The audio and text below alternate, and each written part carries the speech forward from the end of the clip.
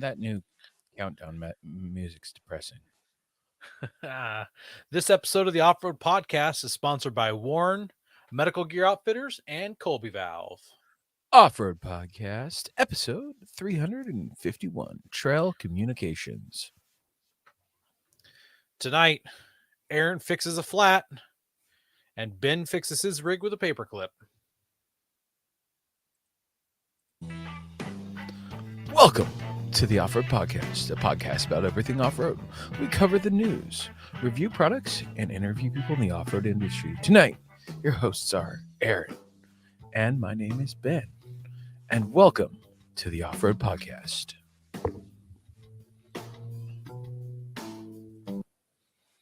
I missed you, Aaron. I really did. I know you were listening at the very end of the show last week, but I'm not sure if the listeners missed you. It sucks to be them. The Weekend Review is brought to you by Medical Gear Outfitters. What are you waiting for? Are you waiting to have a casualty on the trail? Check out medicalgearoutfitters.com to get straightened out. Medical Gear Outfitters has everything you need, whether you're going out for the day or traveling on a year-long expedition. Head over there to get off-road specific kits that meet all of your needs. And while you're there, make sure you use Off-Road Podcast for 10% off. I just kid, though. We definitely missed you on the show. It sounded like a good show. I peeked in as it was going. I was busy running a few errands at the same time. I had to go pick up dinner. It was a busy week. That was a late dinner because you're like at least one time zone ahead of us. Yeah, was I only one time zone at that point? I can't remember if I was at two time zones at that point. Even if it was only one time zone, that's at 8 o'clock running to dinner time. Oh, we were running, man. We were running. Yeah. Well, I guess I should talk about what I was doing, right? Yeah, let's find out. Let's hear about this paperclip trail fix. All right. So I left last Friday, or the Friday before last. Said I was heading to Montana, then South Dakota. So we left at Friday in the morning. I had to stop in Sandpoint, Idaho. Pete, Maltbufab Pete, he was staying at his dad's house visiting, and they were going to watch Ava, but they weren't coming back till the next day. So we swung up there and dropped off Ava, said hi to our friends, and then they headed off to back home to Washington the next day. But I continued driving forward, made it to Missoula that night. Then how pissed was the dog that you brought the dog only for day one of the trip and then adios the dog? Oh, you know what? The cool thing is they've got two dogs too. So she loves it. It's like going to her dog friends for, Gotcha. No, so like we watch, if they go on vacation, we watch their dogs. If they go on vacation we go on vacation, they watch ours. It works out. It's a good trade. And then nobody's dog has to end up in doggy prison, where those cages, what are they called? The kennels. Boarding. Yeah, the kennels. Yeah, my dog does not like the kennel, so Tim says he misses Andy. He doesn't really miss Coy, but okay, yes, he does. So yeah, we miss him too. Yeah, Andy is down doing Easter Jeep Safari right now. Yep, Andy's he kept calling it Jeep Safari, so I don't know if they changed their name and got rid of the Easter or what. But it's probably because Easter's not till the 17th. It's this Sunday. It's coming up. Oh wow! So it's the week before Easter, so I think that's when they always do it. But, yeah. The next day, we headed to Billings. But before we went to Billings, I stopped off at the Ringing Rocks. I've got a video I'll probably share on the Facebook group of what the trail's like going there. It's just Forest Service road, nothing crazy. But it's like enough to where a Subaru can't get through it. So yeah. So it was fun. But stopped off there. There's the rocks right there. Beautiful view. That's the pile of rocks that you hammer on? Yeah, you hit them, and I've actually got video of that too, and it sounds like a bell when you hit them versus like a regular rock. It's like clink. These like have an audible tone to them. And if you remove the rocks from there, they don't make that tone anymore. What? Yes.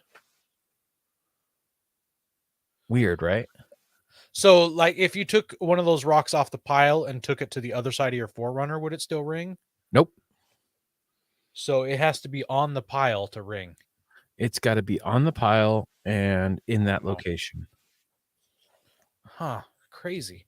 Yeah. So when stopped off there, did that. Went to Billings. Almost stayed in a really sketch hotel that night. But we changed the in-laws changed their mind. They got there, their TV was missing, the fire alarm was on the table, and the sheets were stained, and they're like, nope. So we changed hotels, and then the next day we went to Rapid City, and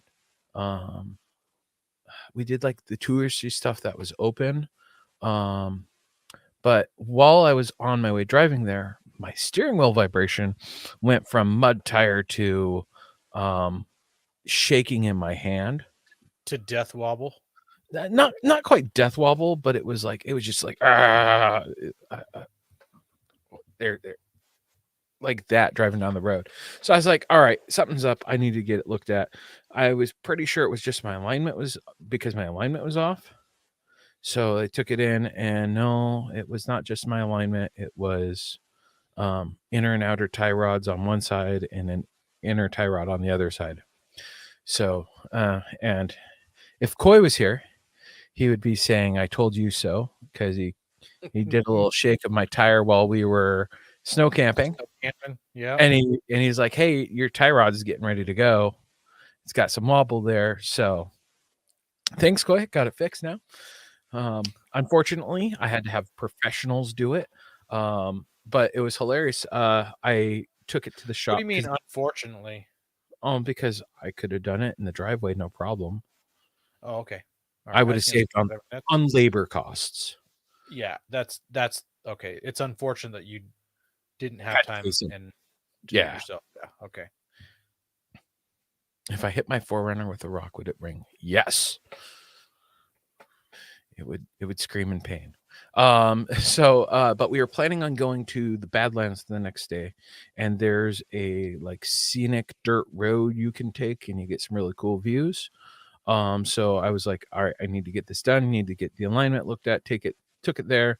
They were like, yep, here's your problem. All right, walked away, and I come back, and he's under it, like looking all over, like just totally eye screwing it. The tech really liked it. He used to have a couple off-road rigs. He actually gave me a number to one of his buddies to go wheeling on Friday, but I left Friday. So yeah. So I managed to get it done in time. Thanks to the guys at the Goodyear in Rapid City. And next day, I hit some dirt roads, and I got a little muddy, got a little dirt therapy. Excellent. Yes, I needed it.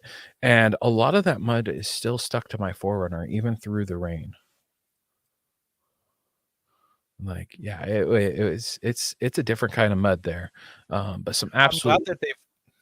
I'm glad they've got those posts there in this picture, because those look a lot like ditches on the other side of that post. Those are some really deep ditches. Really deep ditches, and I'm glad those posts are there, because I could see the temptation to just kind of roll into a ditch. Yeah, just go ditch witching. Yeah. So unfortunately, the day before we were supposed to go, we ended up not going with a mixture of the Forerunner, and then the wife wasn't feeling good, and she wanted to go to the Badlands too. So we took the kids to Mount Rushmore instead, and it was a little windy. The next day, it was 65 miles per hour gusts. And when you're in open land like that, it really just blows so much it'll rip a door panel off, kind of like this guy here.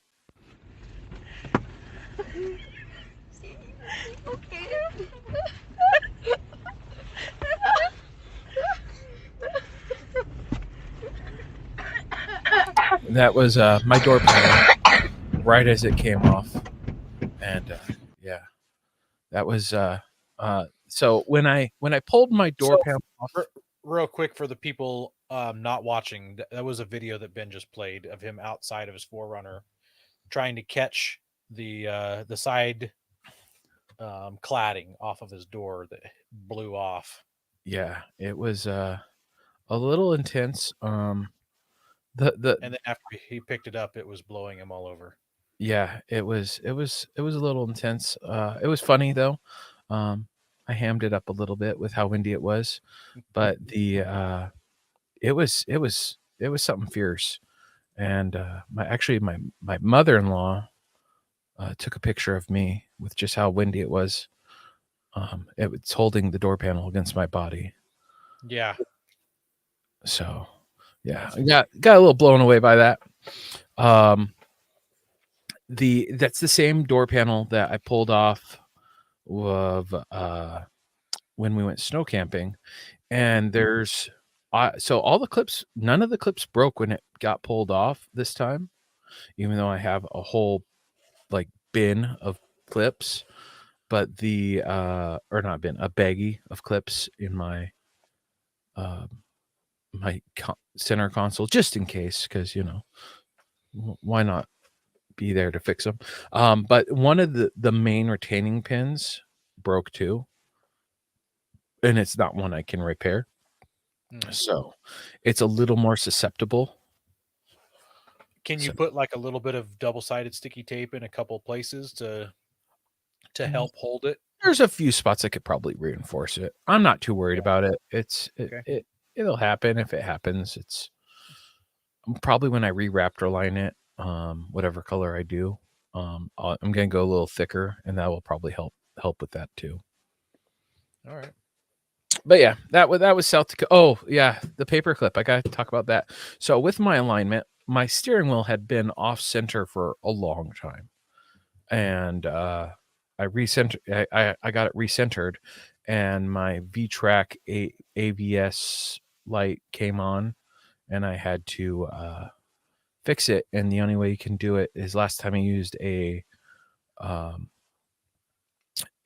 what's it called, a trigger spring from an AR-15. This time I used a paper clip cut in two and tapped it together, because you have to like connect it 4 times, and I don't have the fancy recalibration tool, but you can do it through your OBD2 port with a paper clip. So I see. So you just give it some Morse code through the OBD2 and that does the trick. Yeah, it like you hold it, you turn off the car, and then you turn it on, and you tap it 4 times together, and stand then on one leg. Yep, and then you drive 20 miles straight for it's 20 you drive 20 miles straight without turning at 6 miles an hour. Yeah, it's a pain in the butt, but I did it in the parking lot with a paperclip, and then I drove home. Yeah, I did a little over 3,000 miles this week. So that's awesome. I'm glad you got your engine rebuilt. Yeah, no, definitely needed that. And now I'm working on convincing the wife that I need regeared. I'm like, see, I would have gotten better fuel economy had I been regeared, because turning these heavy 35-inch or 33-inch tires, it would help. Yeah. And the nice thing is, we actually got to go out to dinner in Missoula with my brother-in-law and my sister-in-law, and he's a Toyota tech, and I was like, hey, if I regeared, wouldn't that help me? And he's like, yeah, that would help you a lot. So I had another voice of reason there. There you go. And I'm like, if I do gears, I need to do lockers, so it adds cost. So yeah. Tim says, I give Toyotas a lot of crap, but 3,000 miles on my Jeep would be dreadful. Yes. So. Yeah. I wish I had an all-terrain tire for that type of drive instead of a mud terrain, or even a street tire. I probably would have gotten. I was actually looking for some stock Toyota tires, like takeoffs off of a 5th gen, to do the trip in, just because it. Oh, that's one thing I did get too. I bought some auto socks in case it's. Okay. So that's a chain alternative, and they actually do work pretty well in the snow. So I got a set of 4. but I didn't need them. There was no snow. I was disappointed. It was like trying the snow, and apparently, where my sister lives in North Dakota, which is a couple hundred miles north of where Rapid City is, they're getting 30 inches of snow today, upwards. I'm like, oh, that's some fun stuff, but nope, I get to miss out on it. Yeah, and it's a totally different snow than the wet crap we get here. Yep. So yeah, that was my vacation in a nutshell. I did get a log into the show after after you guys signed off. Talked to you guys for a little bit. Spent some time with my family. Lots of swimming. Hotel we were at had a pool. So cool. Yeah, lots of fun. Spent time with the family. That's all that matters. Oh, I did I also had my birthday. And we stopped at the Devil's Tower National Park on the way home, and you can actually hike around the Devil's Tower. So we did a hike around the Devil's Tower too. That was fun.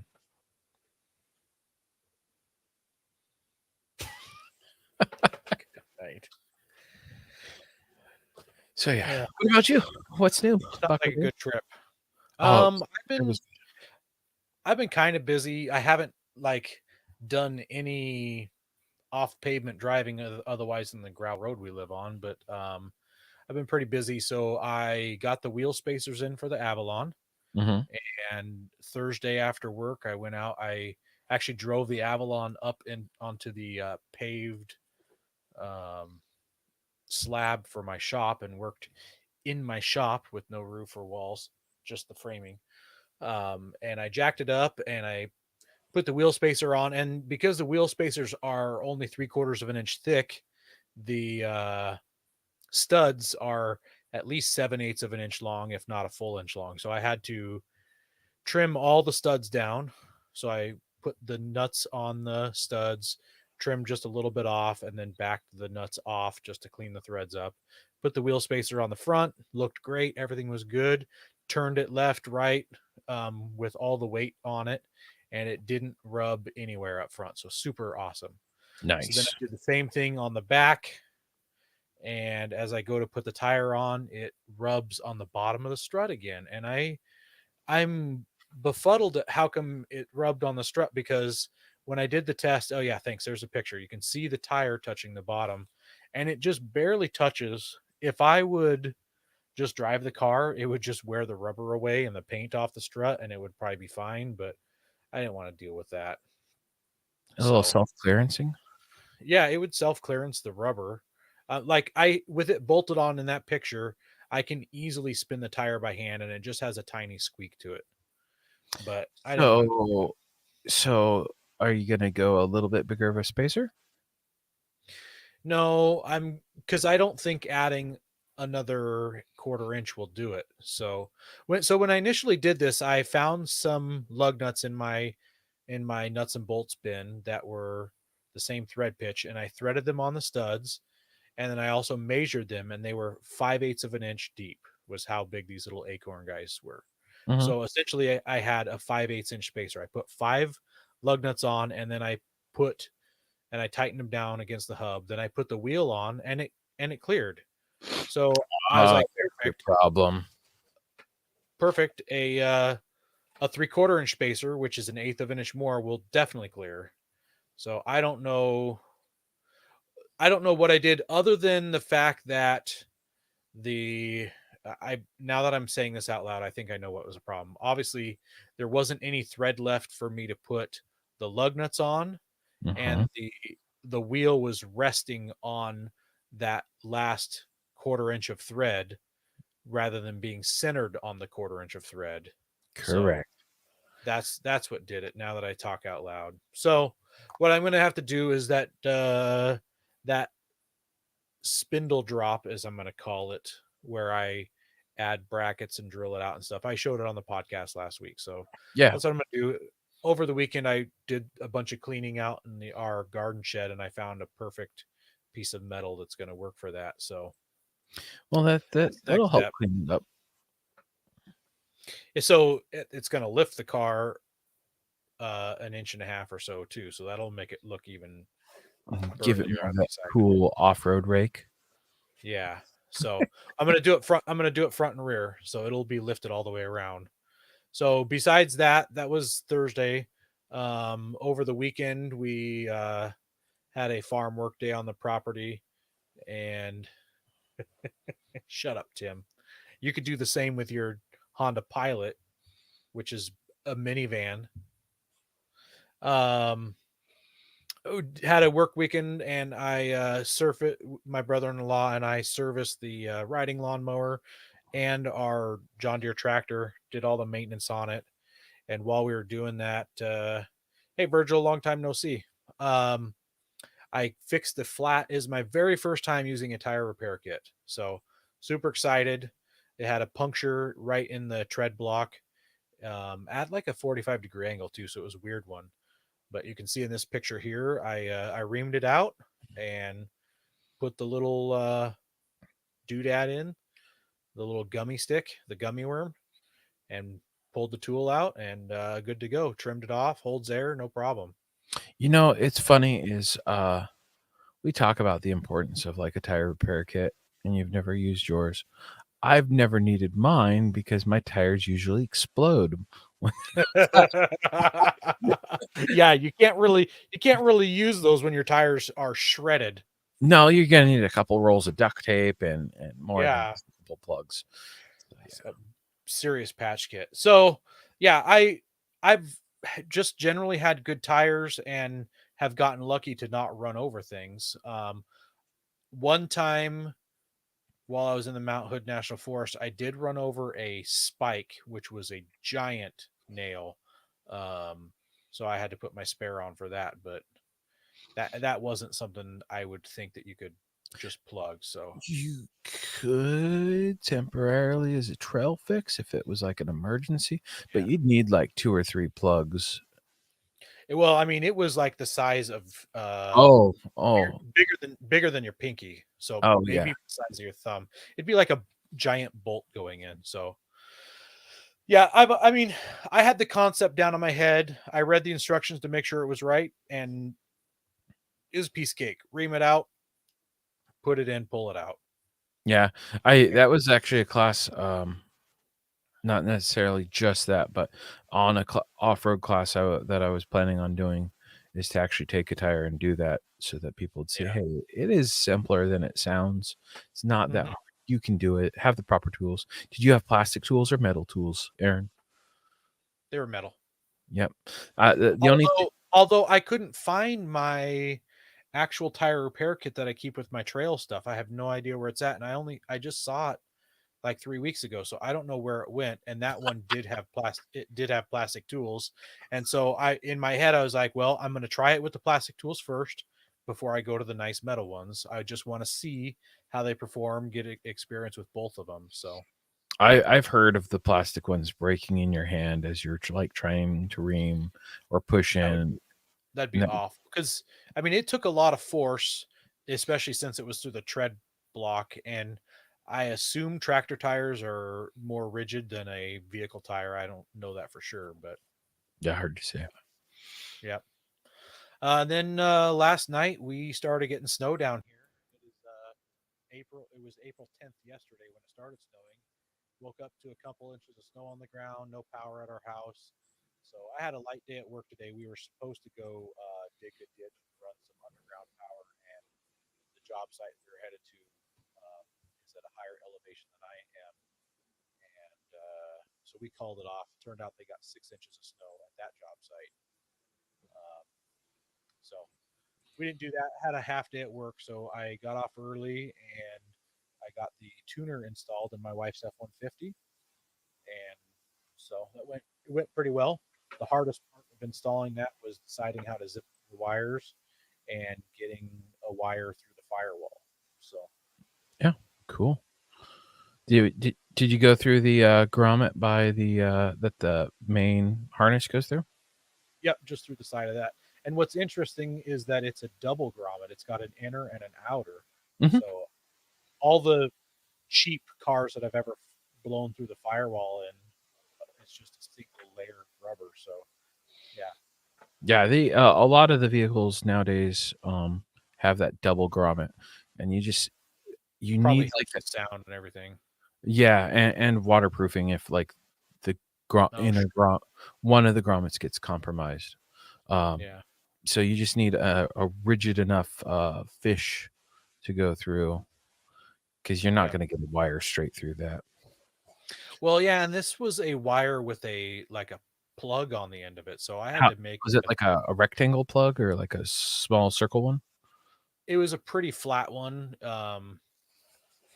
smaller than if you took some micro USB cards, and like stack 3 of them together, it'd be about the size of that. Oh, okay. Those aren't too bad, but they still suck. It wasn't too bad. Yeah, it wasn't as easy as just sending a wire through. No, never is. All right, on. Yeah, I've been. I actually I'm gonna have to do that soon myself with my Forerunner. I've got to punch holes through my firewall. Looking forward. The guys on YouTube are saying that my volume's going in and out. Are you having any issues with my volume, Ben? It did go in and out, but then it came back. That's weird. I haven't changed anything, and I don't think I'm moving where I'm sitting. I checked your settings too, and it's probably your microphone, or StreamYard. Yeah. So yeah. Oh, I should mention that before. So the shop's still open for another day. I work today. It's gonna be open tomorrow.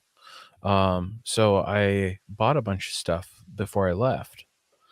I bought Timbrins front and rear for my Forerunner. Bump stops or bump stops. Yep, I bought the active off-road bump stops. Because my front bump stops are flat. I need to do a whole lot of front end work to my Forerunner. So, from when I jumped it with Jeremy on the backcountry discovery route. Accidentally. Yes, accidentally. Quotes. Yep, air quotes on that. I got a Colby valve tire repair kit. We had some at the shop. We got them for an event that ended up not happening. So we'd been selling them, and so I bought some. I bought one for myself. I figured it'd be nice to have the slime stuff in it. Yeah. And then I got a extra tree strap, and was an extra tree strap. And then I feel like I got I had ordered it before that. I got the React.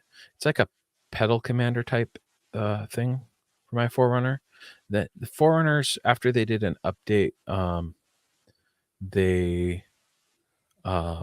it adds like a pedal delay. Throttle is back from when the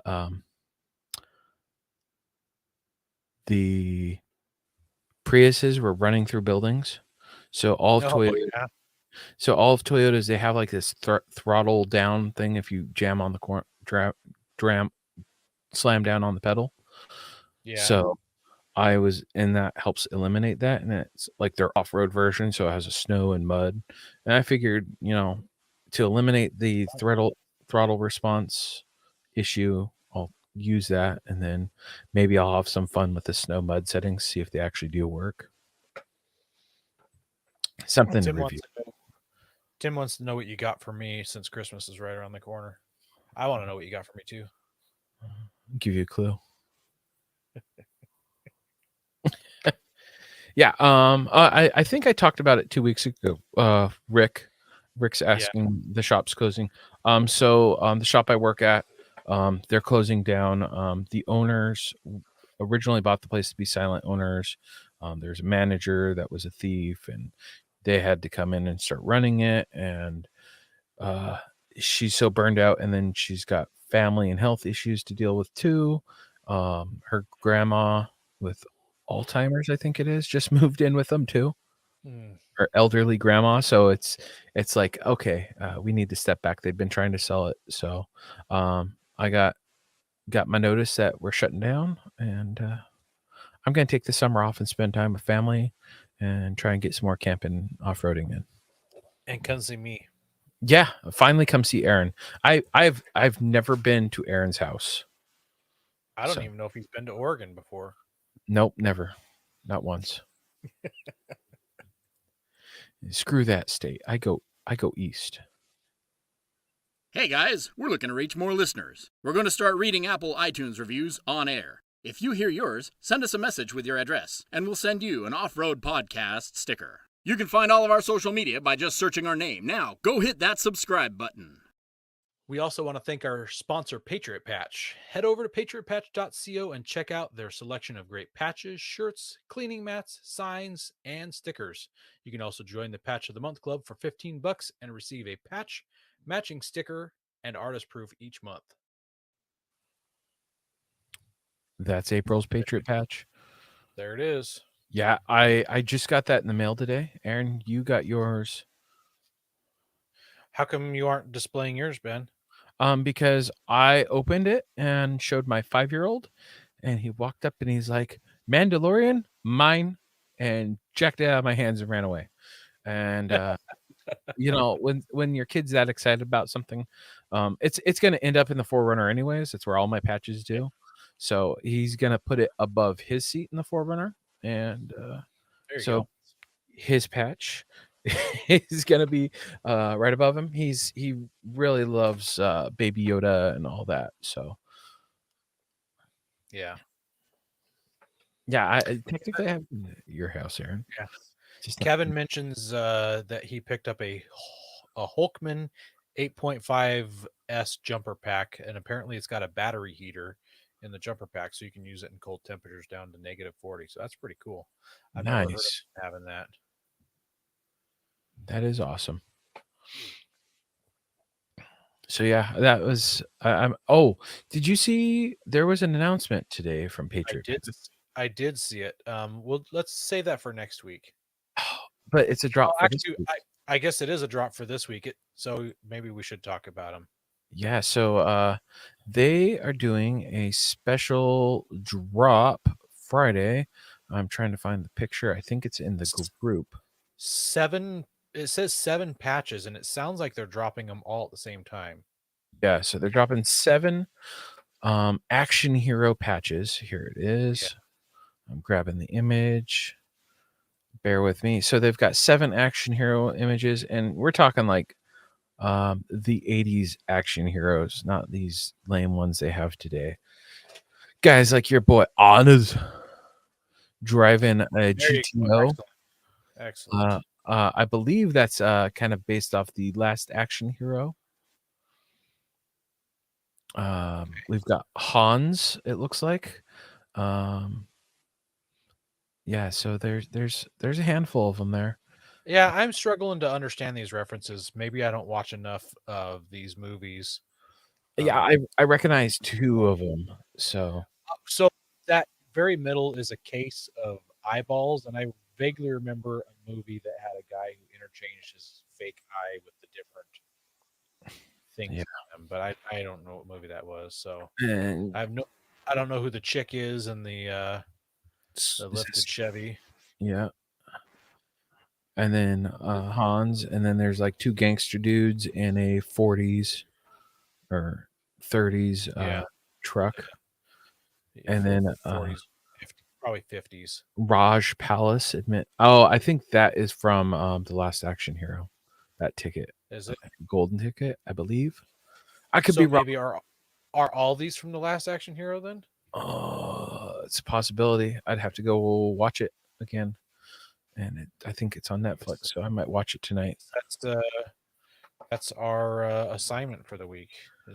Well, it drops on Friday, so we'll be able to tell everyone next week after they've dropped what they are. So if you're into The Last Action Hero, go check out these.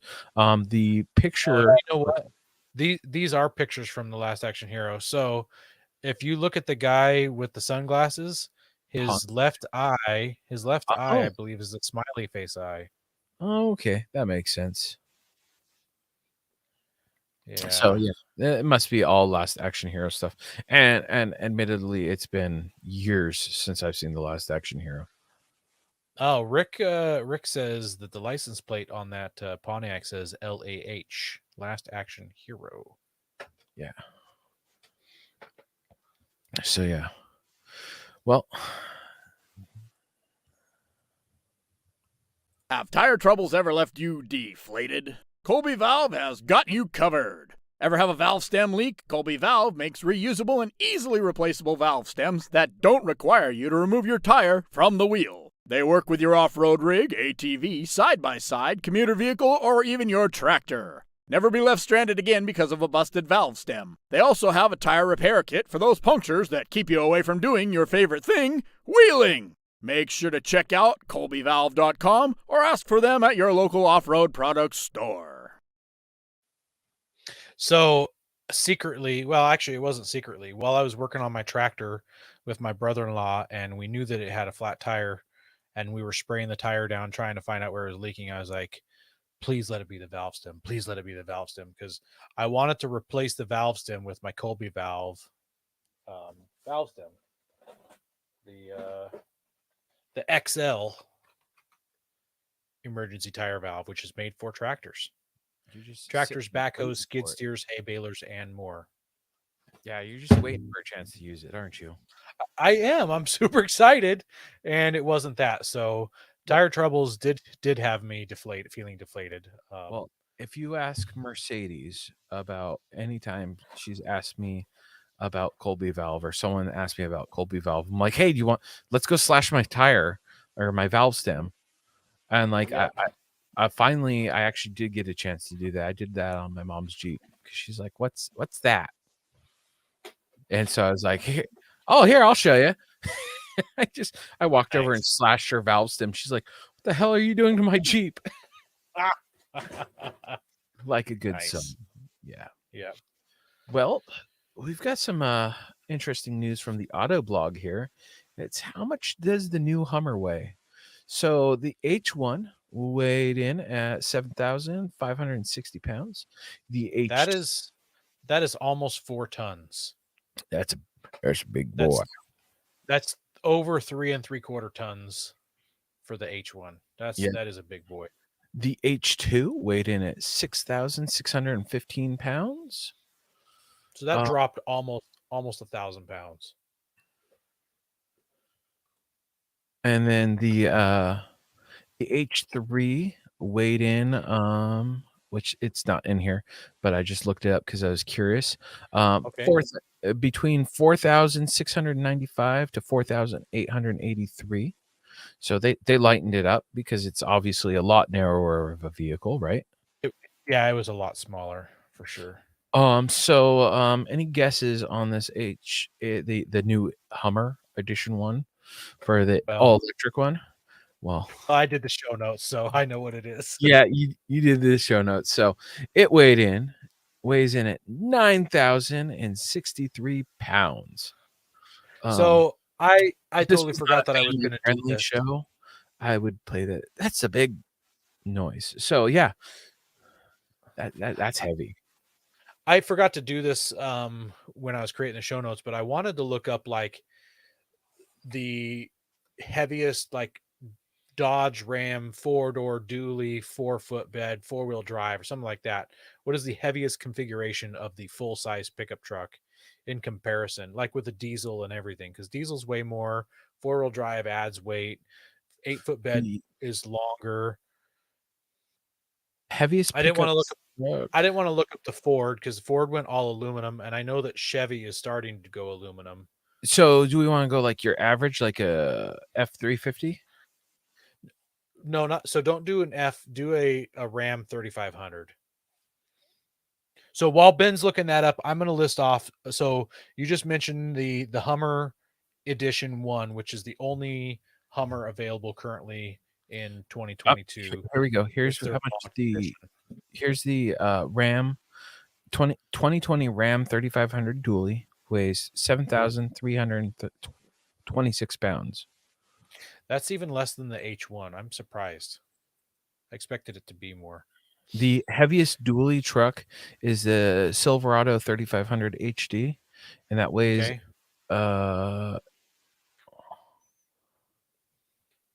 7,442. So still less than the H1, just barely, but yeah. And obviously these are These are considered SUVs. So that would be like adding a canopy on the back of a pickup truck to get more weight and then more sound deadening and carpet and things like that. So an SUV is almost always going to weigh more than a pickup truck when it The comes to those kind of heaviest is the Ford Excursion. Okay. And I'm trying to find what the weight. Damn it.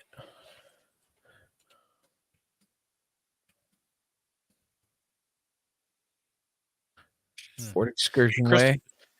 Christopher Watts says that the H1 adds a lot of crap. The military Humvee of the same year weighed about 6,000 pounds. Yeah. So the Ford Excursion weighed between 6,650 to 7,688, and it's probably the difference between diesel and gas, because it had the V8 and the V8 diesel and the V10 gas. So, yeah.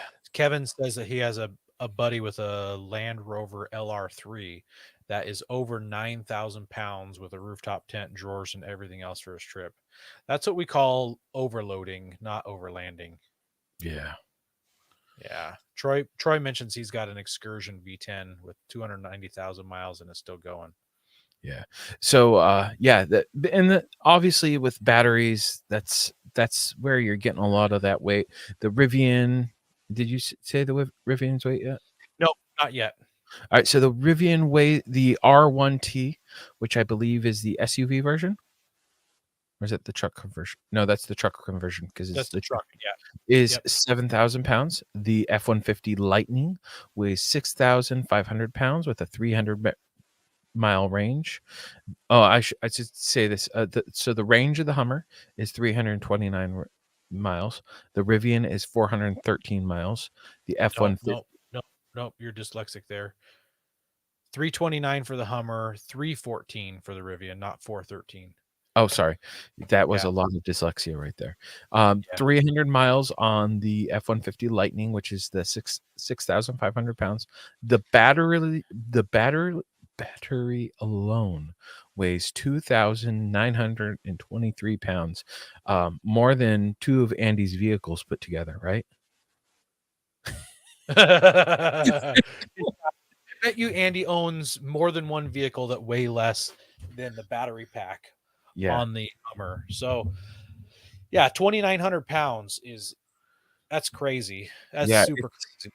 It's a 617 amp hour battery, and at 400 volts, it's a 246.8 kilowatt hour battery. Yeah. And it's going to cost you $110,295. It ain't cheap. So what's interesting is that Hummer has this gigantic battery pack that makes it have big range and things like that. But at that weight, it's 2,000 pounds. It's a full ton heavier than the Rivian, which has less range by only 15 miles. Theoretically, it's all theoretical ranges and things like that. But so it is got 15-mile less range in the Rivian, which weighs 2,000 pounds less. The Lightning has 29 less mile range, and it weighs 2,500 pounds less. So it'd be almost like if you took the battery pack out of the Hummer, you'd have the weight of the Ford Lightning. I'm curious with some of the things with the Hummer, if some of it's like the stuff they're using needs a lot more power. Like maybe it's the motors they're using, they need that more power, and so maybe it'll have more pulling power and all that, or on demand power with that giant battery. I'm confused at why they have such a heavy battery, yet it's got that same mileage. I mean, what if it was shaped like a Tesla? Would it have better range? No, I think the thing is that it needs that much of battery to have that range. Kevin asked if the new Lightning is aluminum. I'm pretty sure it is. I'm pretty sure Ford has been dumping aluminum into all their trucks. So, Yeah. so part of the Hummer's issue is that it's gigantic. It's Yeah. gigantic and it weighs a lot, and it's super. I don't know if luxurious is the right word, but it's got so much tech in it. The entire roof is glass. It has 18 different cameras in it. It's on 35-inch tires. It produces like 1,000 horsepower and Yeah. 1,300 pounds of torque or something like that. So it's got all these big components. And then when you make that much torque, you need beefier axles and you need beefier suspension. So it just is bulking. And so now they've got this big battery pack just to help get it a normal range. Yeah, it's going to be interesting. What I would consider normal. It's going to be interesting because Chevy, or GM, I should say, has said that they want to be all electric by 2030. I think so. And it's like, and this is the first thing you produce is this monstrosity that does not, the things aren't adding up in weight, your weight to power ratio or weight to power and range ratios. I don't know. I feel like because it's the Hummer arm of General Motors, they can do this craziness and people will buy it and people will use it and people have fun with it. And maybe they're testing some technology with it as well. But Yeah. Most likely their all electric cars are not going to weigh this much. Their Cadillac electric cars aren't going to weigh this much. Their pickups aren't going to weigh like this. They'll probably have better range and Hopefully. So I think because it's a Hummer, it's allowed to be a monstrosity. Yeah, it's just I'll be one of the first people to admit I looked at electric vehicles when gas prices started going crazy. Here I am driving my 4Runner regularly now, which does not get the best of fuel economy, but it was like because regearing is cheaper than buying a yes, it is, and so like a new car. So like getting switching my like say I bought a Nissan Leaf to fill up the battery, fill up the tank, it costs me $12. And I would just have to wire it, set up a 240 charging station. I did the math on how much it costs to charge it at my house, which I mean really? that's pretty cheap. Like I could afford that for fuel. Yeah, $12 seems like more money than it would actually cost. I'm surprised by that. It was for the biggest battery pack it had, I think, is how Okay. how I did the math. And that was empty to full. And you're not supposed to let those go completely empty. No, they usually go to like 75% or something like that. It's probably 50%. I think they're lithium batteries. The Hummer, it did mention in the article that the Hummer can go to 85% on its battery. Oh, nice. So yeah. Yep. That was interesting. Yep. Well, our next article here is also from the Autoblog, and it is the revealing of the 2023 Ranger Raptor. And the hubbub is that it is finally coming to America and Canada. If we have any Canada listeners, it's coming to the Canadian town too. I'm excited about this. Like I've driven a couple Rangers. I actually looked at buying a Ranger at one point, but there's the parts market's just garbage right now for if I break something, lo and behold, Ben broke something, guys.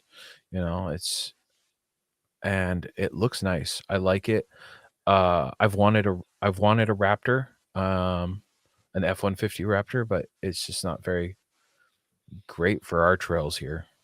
No, and they're for going fast, not for crawling. And I really hope that the Bronco Raptor, besides it being able to go fast, I really hope that it is more geared toward crawling. So the Ranger Raptor is going to come with a 3-liter V6 twin turbo, which is the same thing in the Bronco.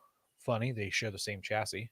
It's going to have 390. So think about your 4Runner, because it's about the same size platform your 4Runner. Think about having 392 horsepower and 430 foot-pounds of torque in your 4Runner. Would that be absurd? More power. Yeah, more power. It is also going to have a 2-liter inline 4 twin turbo diesel but that probably isn't coming to the United States. Of course. Yeah. The turbo system in the V6 is going to have an anti-lag system to it, which somehow through black magic and voodoo keeps the turbo spinning after you let off the accelerator pedal for up to 3 seconds, keeps that turbo spooled, which holds the boost pressure, because usually when you let off, your boost pressure drops, then you got to build boost again, so like in between shifts or anything like that. Is that like the blow off valve stuff for that? I'm not turbo. No, anti-lag is different than that. It was kind of developed for rally cars way back in the day because they were running giant turbos, and so it took a while to build the boost. So you want to always stay in the boost. The faster you can shift, blah blah blah, you're in the boost faster. So, gotcha. Yep. Let's see here. Yeah, so it'll keep the boost spooled up for 3 seconds after you let off the accelerator pedal. It's got a 10-speed transmission, front and rear e-lockers.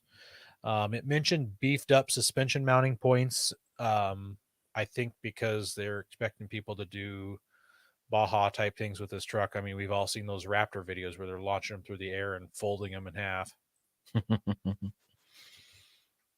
Yeah. Let's see here. It's got suspension. Yeah, completely redesigned suspension for the Raptor version, which is going to have aluminum upper and lower control arms to save on weight.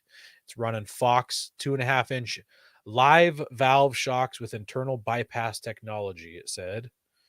And then 7 driving modes: normal, sport, slippery, rock crawl, sand, mud, ruts, and Baja.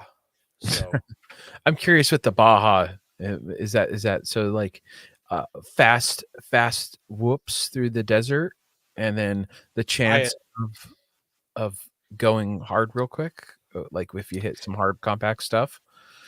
Yeah, I'm not totally sure.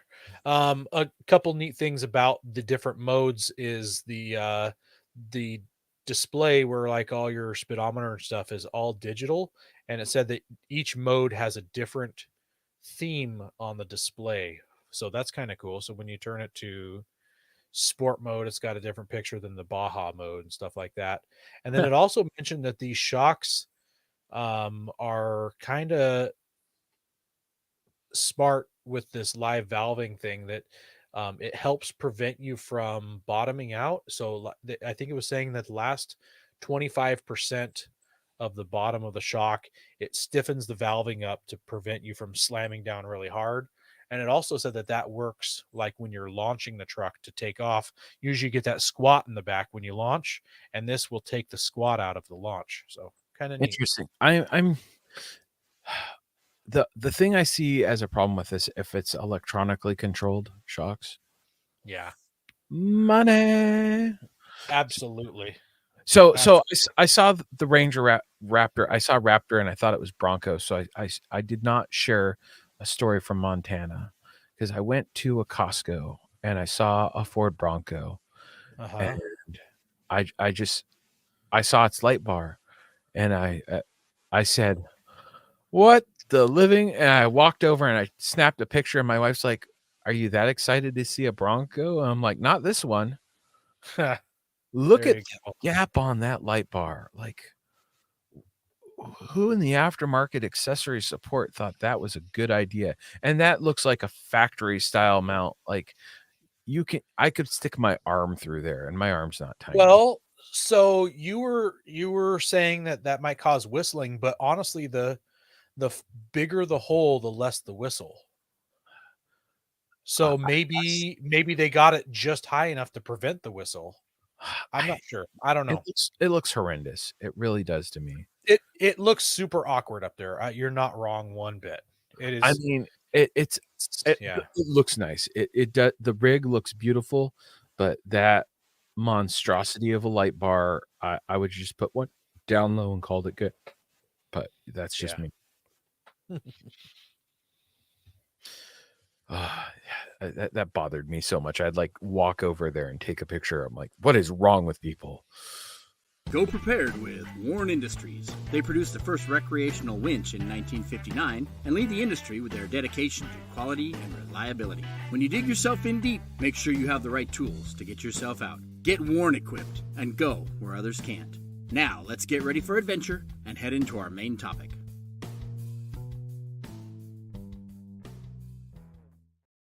He did have a nice Warren winch on the front, though. Yeah, he did. So Luke mentions that it could be mounted up high to minimize the hood glare also. Yeah, I don't know. I hate light bars on the roof. Like, I have an option to throw one on my rack, and I'm just like, eh. Yeah.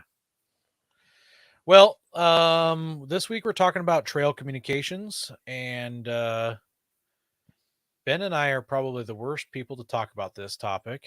Alone. Yes, without a support crew and things like that. I see Kevin in the comments here. Kevin, we should have had you on. Although we should have you on just specifically maybe to talk about ham radios only, not the plethora of things we're going to mention tonight. So, and we're already almost an hour into our show. So, See, you were worried about it not being a long enough topic. Well, we haven't even got to the topic yet. So, we're gonna take the 10,000, maybe even the 30,000 foot elevation thing for this topic. We're not going to get too nitty gritty. If we try to get nitty gritty, we'll probably make some mistakes and talk and mention some stuff wrong. So we're just going to talk about the different things people use and kind of the pros and cons of them and what we personally know about them. So we'll start with like the second. We're going to save the cheapest form to the very, very end. So we'll start with the second cheapest form of trail communications, and that is those little walkie-talkies, the FRS radios. Have your family radio service ones. These are you can get like the Midland ones, like you see on the screen here. You can get Walmart has some. I actually own probably 10 FRS radios. I bet you people like us, all the people like us own 10 FRS radios. Yes. I go camping with the kids. Each kid gets a radio. They have friends they're playing with. They get a radio. For camping with a group of friends, and there's a bunch of kids there. All the kids get radios, and the adults have a couple radios. So if the kids go wandering off, it's going to be a whole lot easier to find a lost kid if you've got one of these radios. But their range is really not the best. They're cheap. Not so specifically the walkie-talkies is what we're talking about right now, is the handheld walkie-talkies. Those all right, so they don't use a lot of power. They operate on AAA batteries. Channels 8 through 14, you got less than 1/2 mile. Longer ranges, and this is like flat, perfect conditions. Flat surface, you're talking 1.5 miles. You could achieve higher ranges on channels 1 through 7 and 15, 22, depending upon on terrain. Yeah, so it's 1 watt on the handheld FRS radios. Yeah. Yep. So, but they're great for around camp. They're great for doing spotting someone. And if you're with a bunch of people and everyone's got all sorts of different radios because you're in a mixed batch, you can pull a spare FRS radio out of the rig, throw it to your buddy and say, all right, Jim Bob, I'm on channel 2. And you've got verbal communication going on there. And you can always change the channel if there's other people on it. Yep. And they're cheap. They're really inexpensive. Like the nicer handheld FRS ones through like Midland, I want to say are like $35 for a pair. Okay. They're not super expensive, and it's like a waterproof one, so like you don't have to worry about dropping it in a puddle. And you mentioned AAA or AA batteries, or maybe some of them are AAA. I don't know, but also they do make some that are rechargeable too. So So the AAA ones that I have also come with a rechargeable battery pack. That's like their Perfect. special AAA style battery pack. Mm-hmm. So Yeah, so you can get rechargeable ones. I guess I'm just mentioning that in case people are thinking about out on the trail. If you have rechargeable ones, it's easier than carrying a bunch of batteries with you if you have a way to recharge them. yeah, the Midland one the FRS Midland one I have is it charges USB. Actually, the Perfect. Walmart handheld ones I have are USB chargeable too. Even better, yeah. That makes it super simple because then you aren't having to put it like in a docking station to Yeah, charge them. I keep a wad of AAA batteries and like my camping gear, and then I also keep like 6 of them in the glove box. Perfect. Well, let's now talk about the absolute worst radio besides FRS walkie-talkies for trail use. It's well considered out of date depending upon the circles you run in, and that would Yeah. be the civilian band radio, also known as CB. Yeah. There's a lot of people that still use them. I have one in my rig. I haven't yanked it out because every once in a while you'll run with a crowd that is working a CB, so it's just there. But I haven't I ran with use it. anyone that runs a CB in forever. Yeah. I haven't reinstalled my CB radio in my Forerunner, and CB. Kevin's in here helping us. CB's limited to 5 watts, and you're looking at a range with perfect conditions of 3 to 20 miles. And when I say conditions, it depends upon the terrain, the weather, and I believe How also, good your setup is if you've got your antenna tuned properly. yeah, there's a lot of conditions with that, and that affects all radios. If Yeah, you've got absolutely. a broken Baofeng radio, you're gonna have a hard time sending 300 feet with people being able to understand you. Yeah. Um, I'm being a little hard on CB radios. I mean, they have brought us a long ways in the off-road world and things like that. It's just at this point in life, there is way better options for the same price or cheaper. Yeah. I know with a CB, you don't have to have any sort of license. Some of these other radios, you do have to have a license, and we'll talk about them as we get there. But yeah. Yeah, they're interesting. I don't know. I like CB, but I hate it at the same time. I wish there was some more convenient radios out there that have been updated to today's styles and standards. Like I have the Midland one that turns into a handheld radio. I wish there's more radios that were like that. Hmm. Well, this next one, Kevin mentions they have their place like active logging areas and things like Yes, that. So and loggers are, if I remember correctly, I believe they're required to be using it on a certain station that station's posted in the active logging area. So say like channel 7 or 11, and then they're saying as they're coming down the mountain where they're at, so that hey, I'm coming around the corner. That way they're not coming up across you going fast as they're going fast, and then you have an accident. yeah, And CB also transmits on the AM frequencies. yep.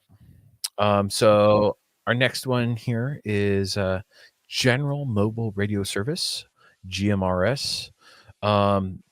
These they require a license. It's $35. It So lasts. here's a picture of handheld GMRS radios, and just because they're handheld doesn't mean that they don't require a license. And you can see these are rechargeable guys. And here is a terrible photo of a mobile unit. Looks a lot like a CB radio, Oh but yeah. it is GMRS. Yep. And they have a $35 license. It lasts for 10 years. I should restate this. It's currently still a $70 license until April 19th. So in 8 days. 8 days. Yes. If you were just about to go get your license, wait for 8 more days. Wait for 8 more days, and it'll be $35 through the FCC.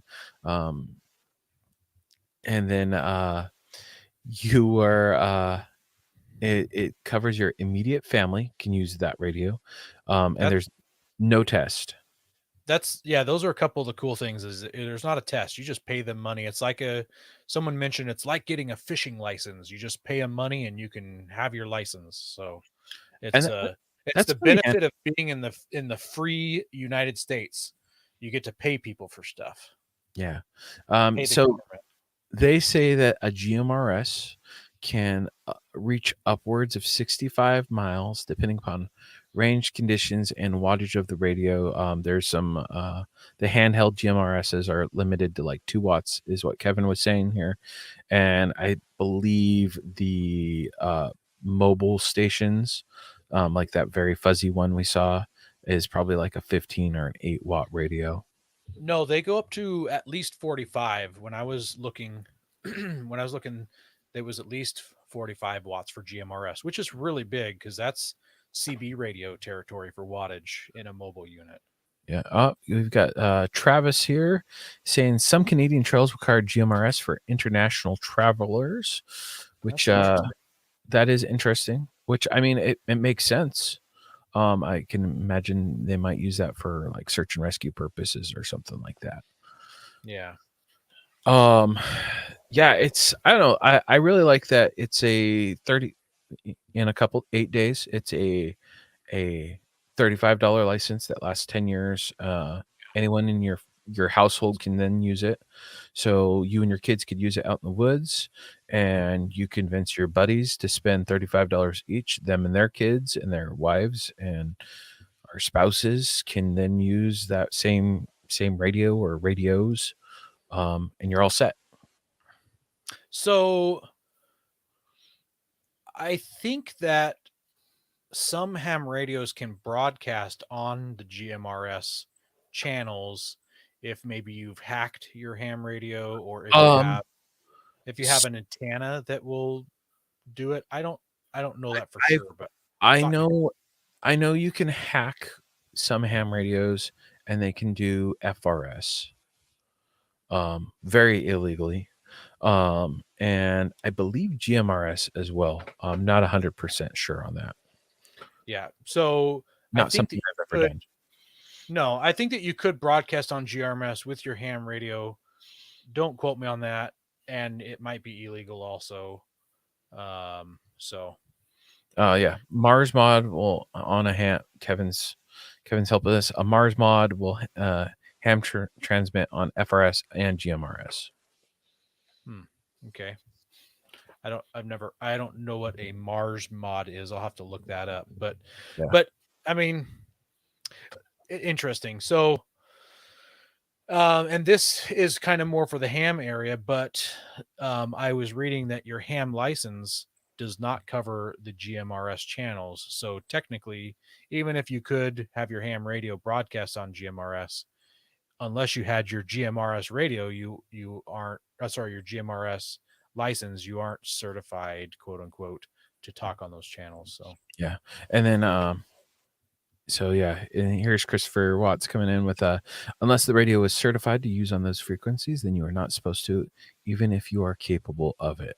Yeah, which makes sense. Kevin says Mars is the military amateur radio services. So now that you gave me the rest of the acronym, I have heard that. I don't remember what for. I think it may have to do with like when ham operators are helping out in emergencies and stuff, they broadcast on the Mars stuff. Yeah, and then we've got I'm trying to think. I lost myself here. Oh yeah, some pros and cons with it. So yeah, like great for that. You've got that single fee, etc. Our next one here. I guess one more thing I want to mention about GMRS. I would totally jump on the GMRS bandwagon right now, except nobody that I've ever wheeled with has GMRS anything other than walkie-talkies. So all of my friends would have to jump on the bandwagon with me, and I'll join you. Most of my friends are running ham radios, so Yeah, just I know, right? It's a rock I and a hard feel it. place. It is a Yeah. rock and a hard place because that's I have the same friends as you, and we have that same problem. And I've still yet to get my ham radio license, which I really need to get. Yeah. And Rick, just keep your comments to yourself tonight. Don't throw us under the bus and tell people that we operate on ham radio channels without a license. I don't want anybody to know that we've done that before. It was an emergency, and actually, I've done that with search and rescue. So I have a ham radio that is supposed to be mounted in my 4Runner for search and rescue. But we operate under special frequencies that are emergency use frequencies. So while we're on a mission or training, which is considered a mission, we're allowed to use those frequencies. Okay. So let's see. So we've got MERS, multi-use radio service. Next one's MERS. I don't know much about it. I do know that some of my buddies who have Baofangs transmit on the MERS frequencies because what I understand, they don't require any sort of license for MERS at all. Yeah. What we do have here is that MERS has to be transmitted at 2 watts of power or less, things like that. So yeah, MERS is multiple use radio services. Yeah, there's I didn't find a whole lot of stuff on the MERS, and I didn't spend a whole lot looking for it either, and in as Christopher says, during an emergency, all rules can be ignored. Yeah, maybe the guys in the comments are talking about getting your ham license, and maybe they don't realize we've had an emergency for the past 2 years. Yep, And it's my called governor COVID. still says there's emergency. It was called COVID, so that covered me for when I illegally used the ham radio on a snow trip one time. Kevin's also saying that there's no excuse that the ham questions are public. I'm dyslexic, and it's a battle just to speak English properly. So, yeah, I really want to get in on a ham cram, and I kept reaching out to a local place, and they're like, "We're not doing any in public stuff because of COVID. Nothing at all. No ham crams." They did finally open up ham testing, but it was just the testing only, no study help, no anything. So, yeah. Yeah, I've wanted to get into a class, and I've been trying to get into a class, and now I have more time soon. So maybe you can come down and join the class that I plan to take, or you can come into a class that I take. We'll figure it out. No excuses. Blah blah blah. Yep, excuses.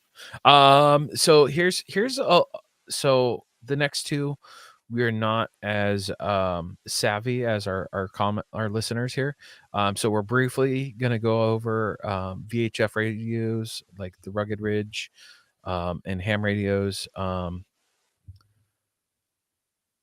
There's a couple different frequencies they use, bands they do use, different licensing requirements. Ham license costs $35 for each license you get because of the different bands levels of it. It lasts 10 years, but you also have, if you take a test, you'll have the test fees, which is generally like a $15 test, and then you have, if you do a class for it, there's class fees possibly, but that's all dependent upon who's giving the class. But I believe it is $15 for the test fees if it's like an ARLL class.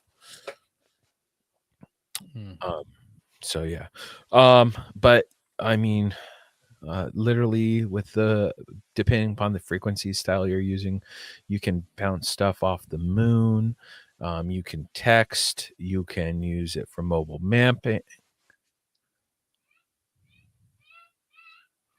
Kevin says that VHF and UHF are covered under the same license. Okay, well, I meant like some of the other bands within those. So I think you were talking about the different levels of a ham license, like your general and your technician. I should say your Yeah. technician and your general, and then I can't remember what the highest one is called. I don't think it's expert, but you got to be an expert to get it. Yeah. But and you can, but like there's stuff where you can bounce it off the moon and talk to the other side of the planet, depending upon your equipment. Yeah, and you can bounce off the satellites and things like that that are floating around. You can I talk to the think people space also station. talk about, they talk about bouncing off the ionosphere. You're using repeaters with this, although there are repeaters for GMRS and things like that as well. So, yeah. But yeah, I mean, ham is really the bee's knees when it comes to it. There's APRLS,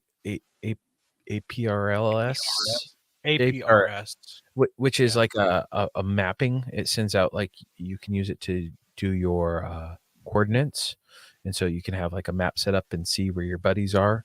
It'll like ping back and forth. There's lots of really cool stuff with ham, which is why everyone's really moved on to it, which is why I would love to get my ham license and move on to it. The radios are all over the place. You got the cheap Baofangs that cost $25-$35, which are not necessarily part compliant, all the way up to thousands of dollars to have like your little ham. I forgot to share the picture of the ham radio equipment. Here, hang on a second.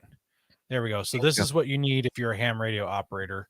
You can see in this picture that there's 1, 2, 3, 4, 5, 6, 7, 8, 9, 10, 11, 12, 13, about 28 different doodads in this picture. I think you're required to have all of those to be a ham radio operator. I'm not certain. Yeah, Just kidding. Here's a picture of an actual ham radio unit. Man, this is another terrible picture. I've been stealing pictures from terrible places. Peoples that use potato pictures. Yeah. So I got a laugh out of Kevin. Kevin liked my picture. Yes, and Kevin says here that APRS, automatic packet reporting services, you can send text, email, view radio station or view weather stations, and it also like I've seen people have like maps set up, and it will ping where people are on that map too. Mm-hmm. So I don't know, it's just really cool. And depending upon your radio setup, you can go very far with the distance. So we've been out in the woods with our buddy Aaron Kravik, and he's talking. He's like seeing how far out he can hit. And like when we were doing our snow camp, he was able to message Leona to get information from her. Oh yeah, yep.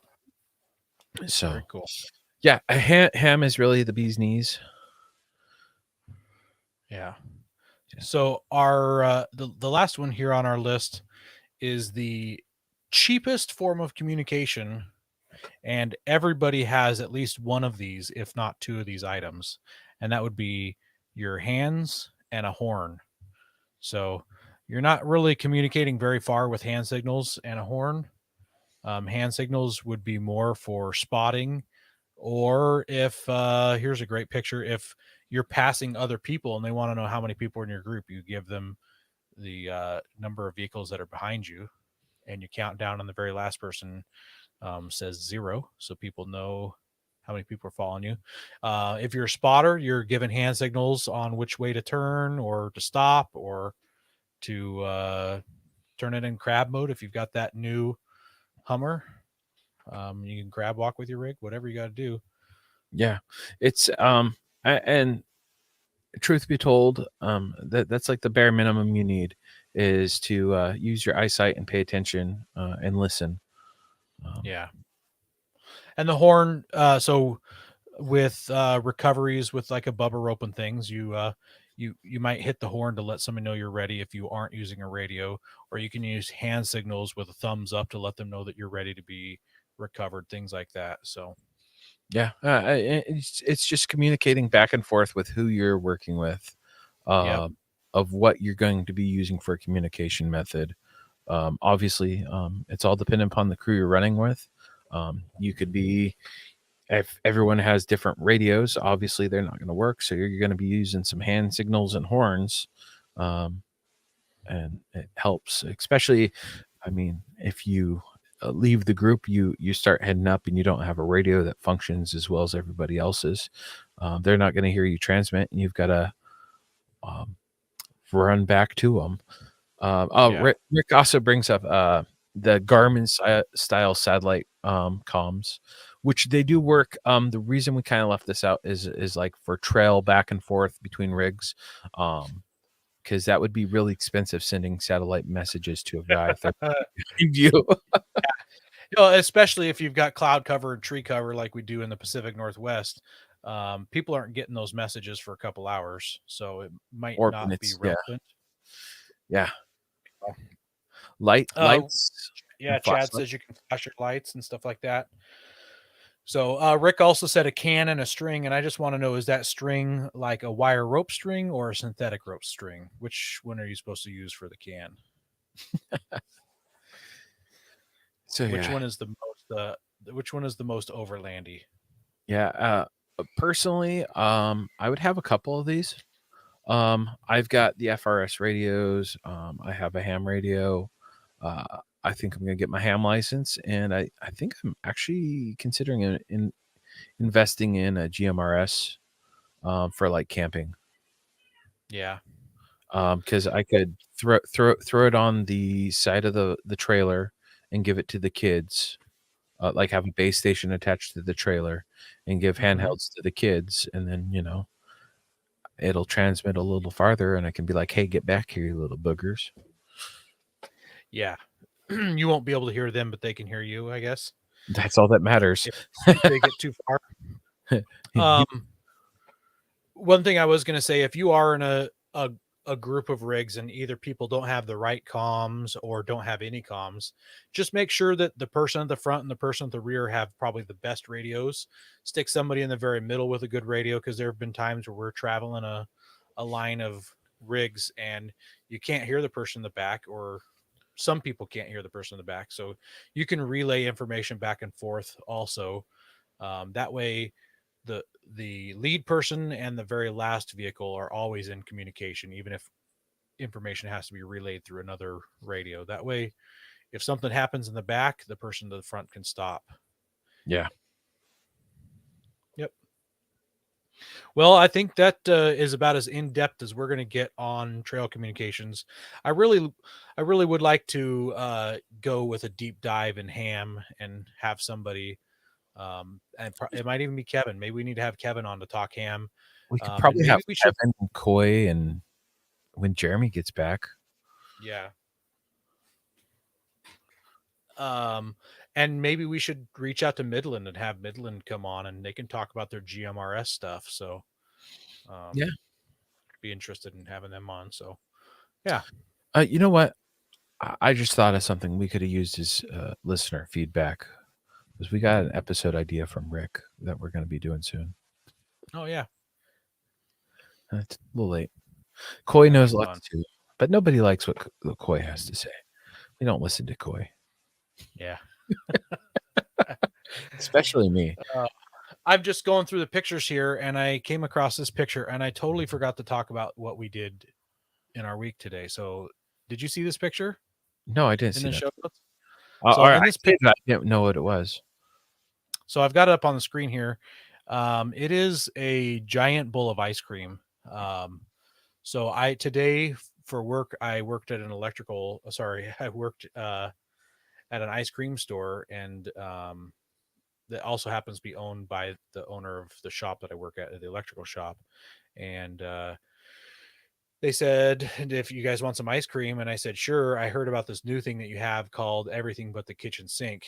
I'd like to have that, please. And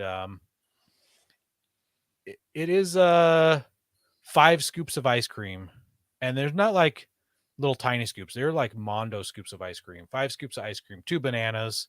It's got whipped cream and cherries, and it has a ginormous brownie in it, and it was huge, and I ate the entire thing. That's what I had for lunch today. So I found a reason to come visit you, Aaron.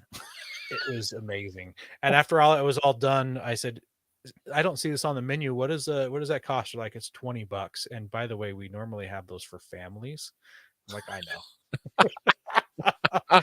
So I killed it. I was so sick to my stomach. Oh, and the other funny part was that I was freezing to death after I was halfway through, and thankfully I had my Milwaukee heated vest. I was able to push the button on my vest and turn my vest on to start warming my core up because all the ice cream was giving me hypothermia. So yeah. Only in the Pacific Northwest do we eat ice cream in winter, right? Right? Yeah, it snowed today, and I'm having 5 scoops of ice cream for lunch. Best things of first class world, right? Yeah, first world problems. Yeah. Well, thanks to everyone who listens to us weekly, and those of you who watch us online and live on YouTube. We really appreciate you. Please share us with your friends. Help us grow. Be safe. Have fun. Tell your friends to come check us out. Hang out with us. Chat. We love it. We love the interaction with you guys. And you know what? God bless America. Don't forget to visit Patriot Patch and join the Patch of the Month Club. Check out our Gaia affiliate link for up to 40% off. Also, don't forget to head over to Warren Medical Gear Outfitters and Colby Valve to see all their great gear. We're a proud part of the Firearms Radio Network. Got a comment or question? Send it to us through our webpage at firearmsradio.net or through our social media channels by searching for Off-Road Podcast. Also, you can listen to us live at overlandradio.com Mondays at 7 p.m. Pacific. When off-road, please remember to have fun, tread lightly, be safe, and courteous. Thanks for listening. I never get to do the outro. That's why I did it. I'm so glad I'm not lactose intolerant. That'd be painful.